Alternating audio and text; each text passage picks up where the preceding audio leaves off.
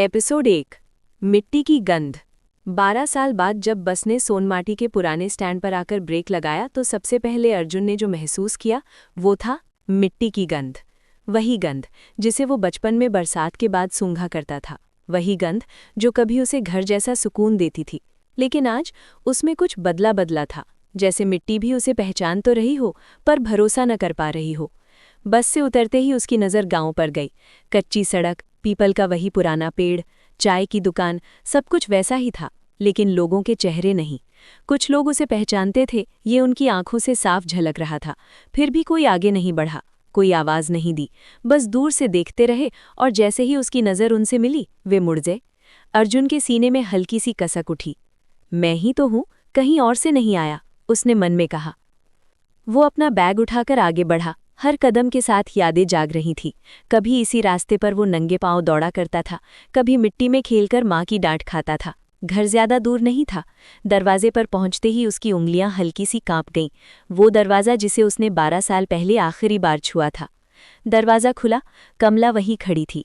कुछ पल दोनों बस एक दूसरे को देखते रहे, जैसे यकीन कर रहे हों कि ये सपना नहीं है। फिर कमला टूट गई। उसने अर्जुन को कसकर पकड़ लिया। आ गया, सच में आ गया तू, उसकी आवाज़ रोते रोते भर्रा गई। अर्जुन ने पहली बार महसूस किया कि माँ के बालों में सफ़ेदी कितनी बढ़ गई है। उसने माँ को थामे रखा, जैसे छोड़ दिया तो वो बिखर जाएगी। घर के भीतर से किसी के कदमों की आवाज़ आई। धर्मवीर बाहर आया। वो रुका, अर्जुन को देखा, बस देखा। आ गया, इतना ही कहा। न गले लगना, न आशीर्वाद, सिर्फ एक सवाल, जैसे अर्जुन कोई खबर बनकर लौटा हो। बेटा नहीं। अर्जुन ने हल्की सी मुस्कान के साथ सिर हिलाया। हाँ बाबूजी। धर्मवीर ने नज़रें फेर ली और अंदर चला गया। कमला ने कुछ कहना चाहा, पर शब्द गले में अटक गए। घर का आंगन वही था, पर आंगन की चुप्पी भारी थी। कोने में चारपाई पर दादी श्यामा बैठी थीं। उनकी आंखें धसी हुई थीं, लेकिन नज़र तेज। उन्होंने अर्जुन को देखा और देर तक देखती रहीं। आ गया तू। उनकी आवाज़ धीमी थी, लेकिन उसमें अजीब सी गहराई थी। अर्जुन उनके पास गया। दादी। दादी ने उसका हाथ पकड़ लिया। हाथ ठंडा था, पर पकड़ मजबूत। मिट्टी ने तुझे पहचान लिया है, उन्होंने कहा। अब जो दबा था वो सांस लेगा। अर्जुन को समझ नहीं आया कि इसका क्या मतलब है।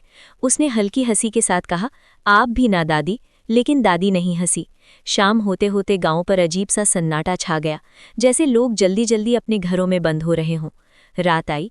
अर्जुन को नींद नहीं आ रही थी। शहर की आदतें और गांव की खामोशी दोनों टकरा रही थी। वो उठकर आंगन में आया। हवा चली।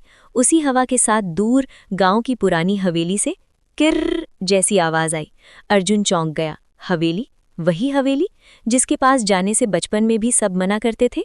हवेली का बंद दरवाज़ा हल्के से हिला और उसी पल मिट्टी ने जैसे सचमुच सांस ली। एपिसोड 1 समाप्त।